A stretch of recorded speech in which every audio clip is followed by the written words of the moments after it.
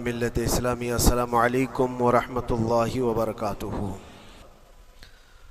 رب ذوالجلال قرآن عظیم میں یوں ارشاد فرماتا ہے، اے رسول کیا آپ نے نہیں دیکھا ان لوگوں کو جنہوں نے اپنی خواہشات کو اپنا خدا بنا لیا ہے، اپنی خواہشات کو اپنا معبود بنا لیا ہے، جو وہ چاہتے ہیں اسی کے پیچھے بھاگتے ہیں، اس کی عبادت کرتے ہیں۔ اور اللہ تعالیٰ فرماتا ہے، اے نبی کیا آپ ایسوں کی سفارش کریں گے اور ایسوں کے آپ وکیل بنیں گے جو اپنے خواہشات کے پجاری ہیں؟ اور اللہ فرماتا ہے ان میں سے تو اکثر ایسے ہیں کہ انہیں عقل نہیں ہے، وہ جانوروں سے بھی بدتر ہیں، جو اپنے خواہشات کے پیچھے بھاگ رہے ہیں۔ شیخ اعظم سیدنا محی الدین ابن عربی رحمۃ اللہ تعالی علیہ، ان کی کئی چیزیں لوگوں میں ایسی بھی مشہور تھی کہ شیخ محی الدین ابن عربی ایسے ایسے الفاظ بول جاتے ہیں جو شریعت میں ہوتے نہیں ہیں، بہت سارے مسائل ان کے ہیں۔ لیکن ایک بار شیخ محی الدین ابن عربی بیٹھے ہوئے تھے، کرسی پر ہیں، سامنے مریدین بھی ہیں، بہت سارے ملنے والے لوگ بھی آئے ہوئے ہیں۔ اسی اثنا میں انہوں نے ایک جملہ ایسا کہا، واقعی اگر آپ کے سامنے بھی ایسی بات آئے تو آپ بپھر جائیں۔ شیخ محی الدین ابن عربی کہتے ہیں، اے لوگوں جو تم سب یہاں میرے پاس بیٹھے ہو، تمہارا خدا میرے پاؤں کے نیچے ہوتا ہے، تمہارا خدا میرے قدموں کے نیچے ہوتا ہے۔ سب ظاہر سی بات ہے جیسے ایسا جملہ سنا تو اٹھ کر کے لوگ بھاگنا شروع ہو گئے کہ آدمی کافر ہو گیا۔ شیخ اعظم ہیں یہ حضرت محی الدین ابن عربی، جن کی بہت ساری کتابیں ہیں، تصوف میں آپ کا ایک بہت بڑا باب ہے۔ لوگ اٹھ کر کے ادھر سے ادھر چلنے لگ گئے کہ ایسے ایسے جملے بول رہے ہیں، یہ محی الدین ابن عربی کو ہو کیا گیا، خدا پیروں کے نیچے ہوگا، کفریہ جملہ ہے۔ سب تو چلے گئے، دو باقی رہ گئے جو مخصوص مریدین میں سے تھے۔ انہوں نے کہا کہ حضور جو جملے سنے ہم کو بھی کانوں پر یہ وزن لگ رہے ہیں، لیکن کیوں کہا آپ نے ایسا؟ اس کا کچھ معنی ہے؟ آپ جیسے عظیم المرتبت بزرگ سے ایسا جملہ کیسے ممکن ہے؟ انہوں نے فرمایا کہ ان سب کو بھی تو یہ پوچھنا چاہیے تھا میرے بولنے کا مطلب کیا ہے۔ فوراً بدگمانی کیا اور بھاگ گئے۔ تم دو باقی رہ گئے، میں بتاتا ہوں کہ میں نے یہ جملہ کیوں کہا تھا۔ تو کرسی پر بیٹھے تھے اور چٹائی نیچے بچھی ہوئی تھی یا قالین بچھی ہوئی تھی جس پر لوگ بیٹھے ہوئے تھے۔ آپ نے اپنے ان دو مریدین سے کہا یہ چٹائی اٹھاؤ۔ چٹائی اٹھائی تو دیکھا وہاں پر سونے کے چاندی کے سب سکے رکھے ہوئے تھے جو شیخ محی الدین ابن عربی کے پیروں کے نیچے تھے۔ کہا وہ جتنے آئے تھے وہ اسی کی عبادت کرتے تھے، اس لیے میں نے کہا کہ تمہارا خدا میرے پاؤں کے نیچے ہوتا ہے۔ وہ خواہشات کے پجاری ہیں، میں نے اللہ نہیں کہا۔ اللہ رب العزت وہ قادر مطلق ہے، میں نے کہا جس کی تم عبادت کرتے ہو، جس کو تم خدا بنائے رکھے ہو، وہ میرے پیروں کے نیچے ہوتا ہے۔ اور حقیقت ہے میرے عزیزوں، جنہوں نے خواہشات کے پیچھے بھاگنا شروع کیا در حقیقت وہ اپنا خدا بنا چکے ہیں ان کو۔ کیا ایسا نہیں ہوتا ہے کہ جو بندہ ضدی طبیعت کا ہوتا ہے، چاہ لیتا ہے کہ یہ مجھے چاہیے تو چاہیے، یہ مجھے چاہیے تو چاہیے، یہ جو ضد ہے اپنی خواہش کو پوری کرنا، یہاں پر کہا گیا ہے کہ وہ اپنی خواہش کی عبادت کر رہا ہے، اس کے پیچھے بھاگ رہا ہے۔ اسی لیے اللہ کے نبی صلی اللہ تعالیٰ علیہ وسلم کی ایک حدیث میں آپ کو سناؤں۔ حضور اکرم صلی اللہ علیہ وسلم ارشاد فرماتے ہیں، لا یؤمن احدکم حتی یکون ہواہ تبعا لما جئت بہ۔ تم اس وقت تک پورے مومن نہیں ہو سکتے جب تک کہ اپنی خواہشات کو میری مرضی کے مطابق نہیں بنا دو گے۔ حضور کے قدموں میں لا کر اپنی ہر خواہش کو قربان کرنا ہو۔ یہ نہیں کہ میری چاہت تو ایسی ہے، میں خواہش ایسی رکھتا ہوں لیکن شریعت ایسا کہتی ہے۔ یہ جب ٹکراؤ آیا تو سمجھ لو کہ تمہارے اندر ایمان آیا ہی نہیں ہے، تم مومن نہیں ہو۔ مومن وہ ہے جہاں دنیا کی ساری خواہشات وہ حضور کے قدموں پر قربان کر دیتا ہے، اس کی اپنی کوئی خواہش نہیں ہوتی۔ اسی لیے میں اکثر یہ کہتا ہوں ان نوجوانوں سے جو جن کو کچھ نصیحت کی جائے تو وہ کہتے ہیں کہ مولانا ہماری لائف ہے، ہمیں انجوائے کرنے دی جائے۔ کہ ابھی تو ہماری لائف ہے، ہماری اپنی لائف کو ہمیں انجوائے کرنے دیا جائے۔ نادان، کس نے کہا کہ تیری اپنی لائف ہے؟ تیری لائف ہے کہاں؟ زندگی یہ نہیں کسی کی کسی کے لیے، زندگی ہے نبی کی نبی کے لیے، اور نہ سمجھ مرتے ہیں زندگی کے لیے۔ ارے جینا مرنا ہے سب کچھ نبی کے لیے۔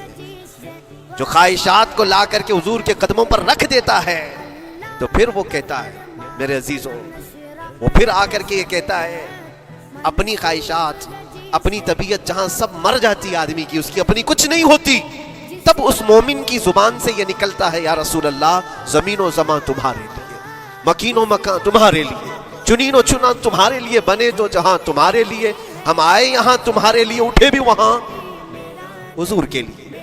اس کا اپنا کچھ نہیں ہوتا، اپنی خواہش ہوگی تو میں کرتا رہے گا، اور جتنی خواہشات کے پیچھے بھاگتا رہے گا دنیا اس کا پیچھا کبھی نہیں چھوڑتی، اور نہ ہی دنیا اس کو کبھی سیراب ہونے دے گی، کبھی پیٹ بھرنے دے گی ہی نہیں، وہ بھوکا ہی رہے گا، وہ پیاسا ہی رہے گا جو دنیا کے پیچھے بھاگتا ہے۔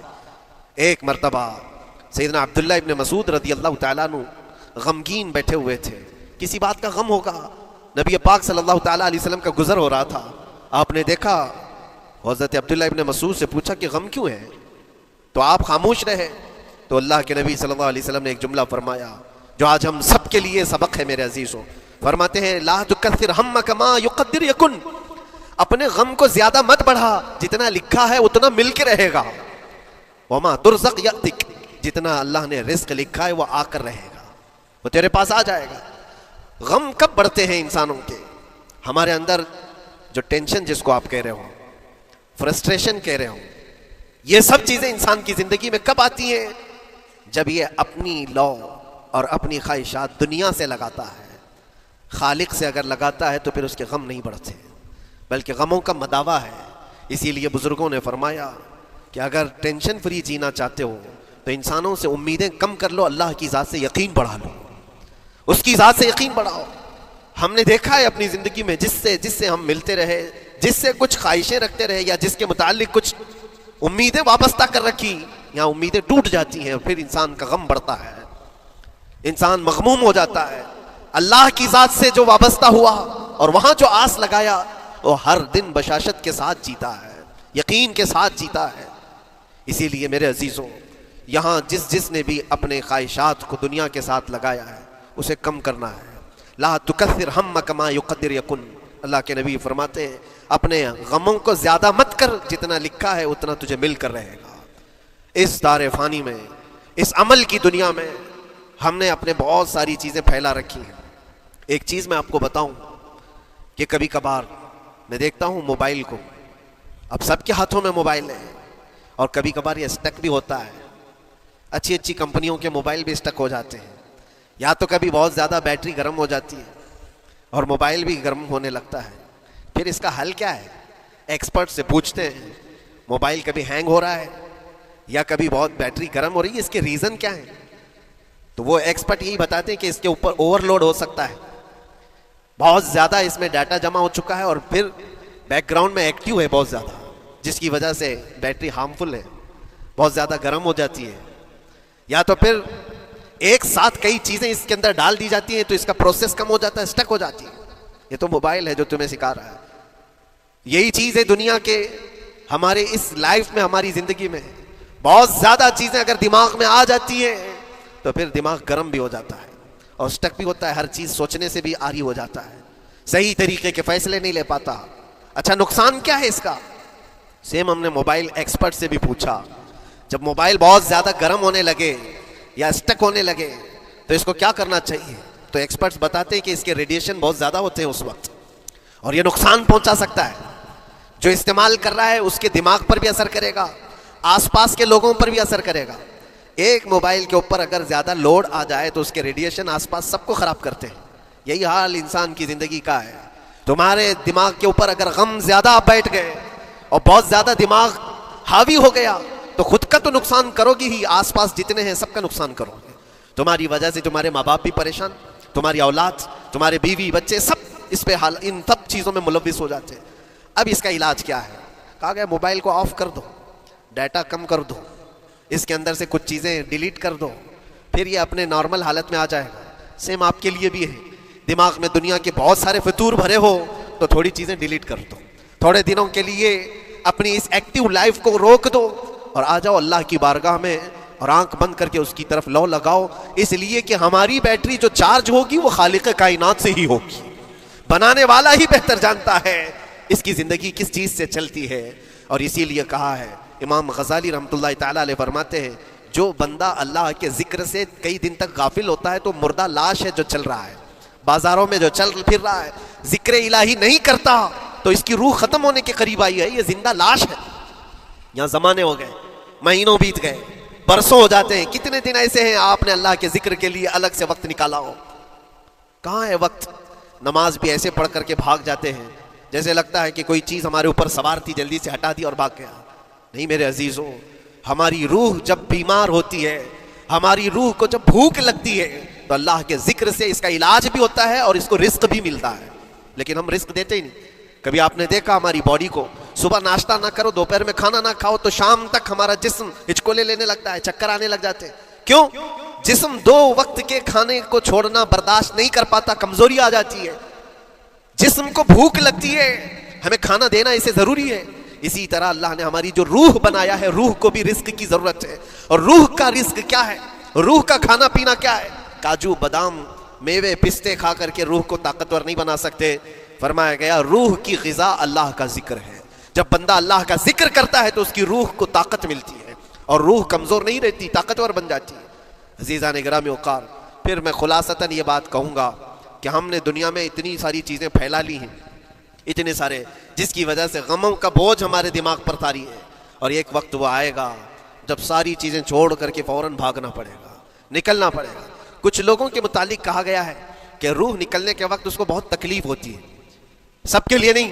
کچھ ایسے لوگ ہیں جن کے روح نکلنے کے وقت درد زیادہ ہوتا ہے، تکلیف زیادہ ہوتی ہے مرنے کے وقت۔ پوچھا گیا کیوں؟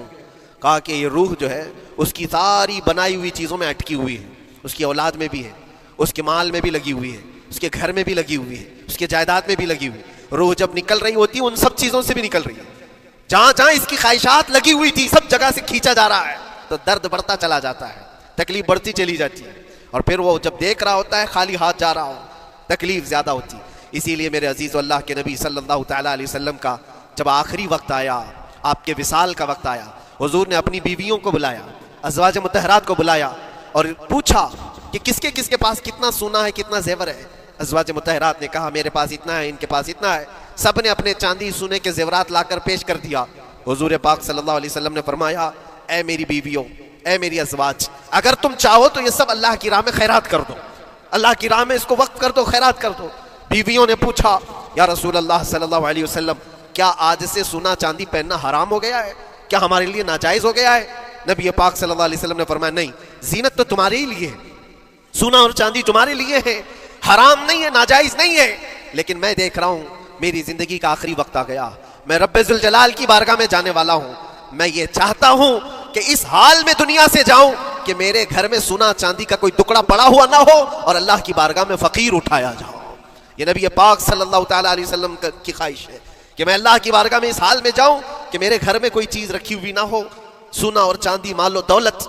کیونکہ میرے عزیزوں اسی سے اندازہ کرو انسان اپنی خواہشات میں اتنا گھر جاتا ہے کہ اس سے نکلنا اس کے لیے مشکل ہوتا ہے، اور روح نکلنے کے وقت یہی تو تکلیف ہوتی ہے کہ کہاں کہاں کیا کیا بنایا تھا، کتنا جمع کیا تھا، حساب کرتے کرتے اس کی روح نکل جاتی ہے۔ ہم نے دیکھا ہے، میں اپنا ایک تجربہ بتاتا ہوں، عمرہ سے ہم واپس آ رہے تھے، 40 لوگوں کا قافلہ تھا، ایئرپورٹ پر پہنچے، بہت تاخیر ہو چکی تھی اور فلائٹ کا وقت بہت کم رہ گیا تھا، اور حاجی لوگ ماشاءاللہ جاتے ہیں تو خوب بھر بھر کر کے سامان بھی لیتے ہیں، کیا کیا سامان تھے سب کے پاس، اور ہمارا بار بار جانا آنا ہوتا ہے، میں کبھی کوئی زیادہ چیزیں رکھتا نہیں۔ ہم تو آگے نکلے، گروپ پورا تھا اور سارے لوگ سامان لے کر کھڑے تھے، وقت گزرتا گیا، فلائٹ جہاں چیک ان ہو رہا تھا سامان، انہوں نے کہا کہ 25 کلو سے زیادہ کا الاؤڈ نہیں ہے، اور یہاں 40 کلو لے کر بیٹھے ہوئے تھے، میرا تو تھوڑا سا لے لے، تیرا تو تھوڑا سا لے لے، ایک دوسرے کو پیش کر رہے ہیں۔ 3-4 لوگوں نے تو مجھے پکڑایا کہ آپ کے پاس سامان کم ہے مفتی صاحب، آپ تھوڑا سا ہمارا لے لو، جس کا لے سکتے تھے لے لیا۔ پھر اس کے بعد 1 گھنٹے سے کم ٹائم بچا تھا، انہوں نے کاؤنٹر کلوز کر دیا۔ میں نے دیکھا 20 سے 25 حاجی ایسے ہیں جن کا سامان بکھرا ہوا ہے، اور کیا لے جا سکتے ہیں ہاتھ میں، وہ بھی 7 کلو 8 کلو اتنا ہی تھا۔ ان کی خواہشات میں دیکھ رہا تھا، کوئی مسلح اٹھاتا ہے، کوئی کھجور اٹھاتا ہے، کوئی کہتا ہے نہیں میرے بچوں کے لیے کھلونے لیا تھا اس کو لے لیتا ہوں، وہ لے لو تو مسلح چھوڑنا پڑتا ہے، یہ لے لو تو کھجور چھوڑنا پڑ جاتا ہے۔ کسی نہ کسی طرح سے وہ لوگ آخری وقت 2-4 چیزیں لے کر کے نکل رہے تھے، اور بکھرا ہوا پورا سامان ایئرپورٹ پر ایسے ہی موجود تھا۔ 1-2 किलो नहीं, कितने किलो का सामान छोड़ करके यूं ही आना पड़ा। या तो फिर फ्लाइट के सफर पे जाओ या सामान में लगे रहो, 2 ही ऑप्शन थे। और कौन वो छोटे सामान के लिए अपना सफर मुलतवी करता।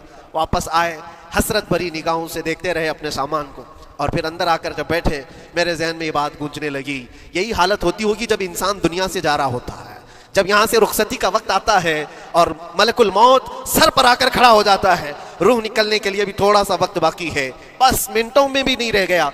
जब उसको नजर आता है, अब ये सोचता है इतनी नमाजें बाकी रह गई, इतनी ज़कात भी रह गई, हज भी था, और भी कुछ चीजें किसी के देने के बाकी थे, कर्जे भी थे, किस चीज की नसीहत करूं, किस चीज की वसीयत करूं। फलां जगह एक घर खरीद करके उसके डॉक्यूमेंट तो वहां रखा था, बेटे को भी नहीं बताया, बेटी को भी नहीं बताया, पता नहीं किसके हाथ लग जाएगा। ये ख्वाहिशात घूमती रहती है, वो किसी को बता भी नहीं पाता। इधर मलकुल मौत रूह निकाल कर निकल पड़ती।